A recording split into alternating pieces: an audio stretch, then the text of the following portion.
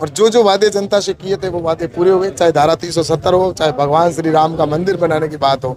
तो ये सारी चीज़ें जब हो रही है तो कांग्रेस के पेट में पच नहीं पा रही है, पेट पचा नहीं पा रही है, क्योंकि उनके साथ जनता है नहीं। जनता आज पूरी देश को देखा होगा कि कल ऐसा है कि अशोक गहलोत की सरकार राजस्थान में 5 साल रही है और मैं पिछले 4.5 साल से अशोक जी गहलोत को कह रहा हूँ। इनके यहाँ के जनप्रतिनिधि थे, उनको भी कहा कि आप एयरपोर्ट के लिए जमीन उपलब्ध करवा दें। कि अखिल भारतीय विद्यार्थी परिषद एक राष्ट्रवादी विचारधारा का संगठन है और जो आज़ादी का अमृत महोत्सव जिस तरह से हम सभी अभी मनाया, वैसे ही आज ये अमृत महोत्सव जैसा आज 75 साल पूरे होने जा रहे हैं विद्यार्थी परिषद के। और विद्यार्थी परिषद का यहाँ पर बाड़मेर की कई ने जिस तरह से कार्यक्रम रखा, सांस्कृतिक कार्यक्रम और खेलकूद प्रतियोगिता का कार्यक्रम, और युवाओं को जिस तरह से जागृत करने का काम और राष्ट्रवादी विचारधारा का काम कर रहे हैं, तो निश्चित रूप से आज का कार्यक्रम बहुत ही महत्वपूर्ण कार्यक्रम और बहुत ही शानदार और भव्य कार्यक्रम रहा। और आज बहुत ही खुशी होती है कि विद्यार्थी परिषद जिस संगठन के अंदर मैंने काम किया और वही संगठन आज विश्व का सबसे बड़ा विद्यार्थी के क्षेत्र में एक राष्ट्रवादी विचारधारा का संगठन है। तो निश्चित रूप से मैं आज सभी युवाओं को बधाई देता हूं और बहुत बहुत शुभकामना देता हूं आज के सफलतम कार्यक्रम के लिए। केला जी, कांग्रेस का आरोप है कि न्याय यात्रा से बीजेपी कहीं न कहीं डरी हुई है, इसलिए हम न्याय यात्रा को। ऐसा है कि न्याय या अन्याय ये हिंदुस्तान की जनता जानती है।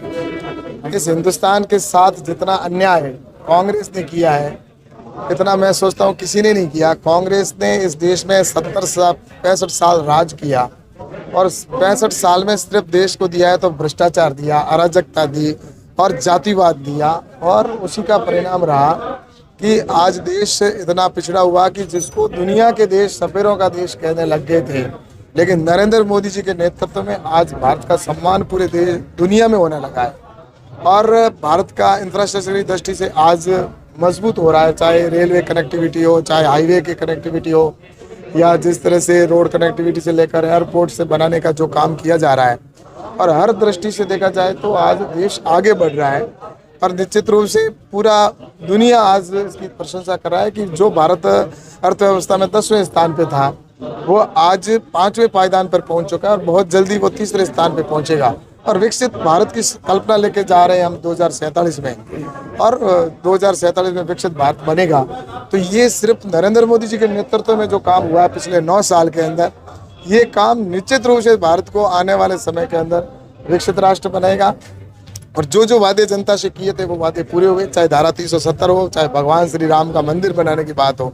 तो ये सारी चीज़ें जब हो रही है तो कांग्रेस के पेट में पच नहीं पा रही है, पेट पचा नहीं पा रही है, क्योंकि उनके साथ जनता है नहीं। जनता आज पूरी देश को देखा होगा कि कल जब भगवान श्री राम के मंदिर की प्राण प्रतिष्ठा की गई तो पूरा देश ही नहीं, पूरी दुनिया मोदी जी की जिस तरह से प्रशंसा करी थी, जिस दिन का इंतजार था। तो इसलिए ये निश्चित रूप से कह सकता हूँ कि जितना अन्याय कांग्रेस ने और यूपीए ने इस हिंदुस्तान के साथ, हिंदुस्तान की जनता के साथ किया, उतना मैं सोचता हूँ कि नहीं किसी ने नहीं किया होगा। वरना आज जो भारत विकसित की बात करते हैं वह भारत तो कब का विकसित राष्ट्र बन जाता, लेकिन यूपीए और कांग्रेस की ही गलत नीतियों की वजह से ये देश सफेरों का देश कहलाया गया, गरीब देश कहलाया गया। लेकिन अब आने वाले समय में भारत विकसित राष्ट्र बनेगा और भारत निश्चित रूप से दुनिया का 1 नंबर देश बनेगा। केला जी, क्या सोचते हैं पीओ के जो पाक अधिकृत कश्मीर है वो भारत में लाने के लिए क्या प्रयास हो रहे हैं? ऐसा है कि पाक अधिकृत कश्मीर भारत का ही है और निश्चित रूप से उस पर हमारा पूरा, निश्चित रूप से कह सकता हूँ कि ये जो चीज़ है ये जवाहरलाल जी नेहरू जी की गलत नीतियों की वजह से उस समय हुआ, लेकिन पाक अधिकृत कश्मीर है वो निश्चित रूप से भारत का ही अंग है और आने वाले समय के अंदर निश्चित रूप से पाक अधिकृत कश्मीर भारत का हो।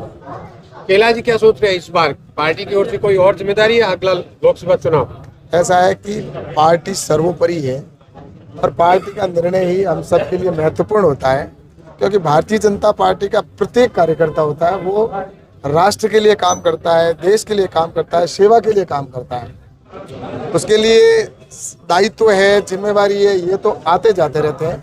और इसी प्रकार से मैं भी भारतीय जनता पार्टी का कार्यकर्ता हूँ और निश्चित रूप से जो भी संगठन मुझे जिम्मेवारी देगा, जो भी मुझे दायित्व देगा, उसको निर्वहन करने की मैं कोशिश करूंगा। और अभी जो वर्तमान में मेरे पास जिम्मेवारी है, उस जिम्मेवारी को मैं निश्चित रूप से कोशिश कर रहा हूं कि अच्छे से निर्वहन करूं। और आने वाले समय के अंदर निश्चित रूप से मैं इस कोशिश में रहूंगा कि मेरे क्षेत्र का भी विकास हो और हमारे देश का भी जो विकसित भारत का सपना है वो भी हम पूरा करें। और जो मेरे पिछले 5 साल का कार्यकाल रहा है, उस कार्यकाल के अंदर आपने देखा होगा कि इस बाड़मेर जिले के अंदर सेंट्रल गवर्नमेंट के जो काम है वो कितनी संख्या के अंदर, चाहे हाईवे के काम हुए हों या ट्रेनों का हो या इलेक्ट्रिफिकेशन का कार्य हो या गरीब कल्याण की योजनाओं से लेके हो, चाहे उन सारी चीज़ों को जो भी इस मेरे क्षेत्र में करने की कोशिश की है। और पूरे देश के अंदर भी आज जिस तरह से कृषि के क्षेत्र में मेरे पास जो माननीय प्रधानमंत्री की जिम्मेदारी दी है, तो उसको भी मैं अच्छे से निर्वहन करने की कोशिश कर रहा हूँ। तो मैं तो यही हूँ कि मेरे पास जो जिम्मेवारी है उसको निर्वहन करने की कोशिश कर रहा हूँ और आगे पार्टी की जो जिम्मेवारी है उसको निर्वहन करूँगा। एयरपोर्ट बाड़मेर की बड़ी मांग है और आपने भी कई जगह पे कहा है, लेकिन अब डबल इंजन की सरकार बनती है, बाड़मेर को कब सौगात मिलेगी? ऐसा है कि अशोक गहलोत की सरकार राजस्थान में 5 साल रही है और मैं पिछले 4.5 साल से अशोक जी गहलोत को कह रहा हूँ, इनके यहाँ के जनप्रतिनिधि थे, उनको भी कहा कि आप एयरपोर्ट के लिए ज़मीन उपलब्ध करवा दें, लेकिन इनकी हठधर्मिता थी और उन्होंने राजनीति की वजह से बाड़मेर जैसी की जनता को इस जो लाभ से वंचित रखा। भगवान भी उनको माफ़ नहीं करेगा और इसकी सज़ा जनता ने दे दी। लेकिन अब मैं आप सबसे कहना चाहता हूं आपके माध्यम से कि बहुत जल्दी बाड़मेर को उत्तरलाई का एयरपोर्ट सौगात के रूप में मिलेगा, क्योंकि ज़मीन का विषय जो था, ज़मीन मैंने मुख्यमंत्री जी से बात की और ज़मीन की उपलब्धता हो चुकी है। और निश्चित रूप से क्योंकि कैबिनेट के अंदर है और कैबिनेट के अंदर निर्णय होते ही यहाँ पर ज़मीन उपलब्ध हो जाएगी। और भारत सरकार की ओर से तो पहले से ही हम तैयारी थे कि यहाँ पर एयरपोर्ट बने। तो जैसे ही ज़मीन का अभी निर्णय होता है तो बाड़मेर को उत्तरलाई को एयरपोर्ट की सौगात मिलेगी और ये शुभ घड़ी बहुत जल्दी मैं बाड़मेर की जनता से कहना चाहता हूँ कि आपको बहुत जल्दी मिलने वाली है। Thank you.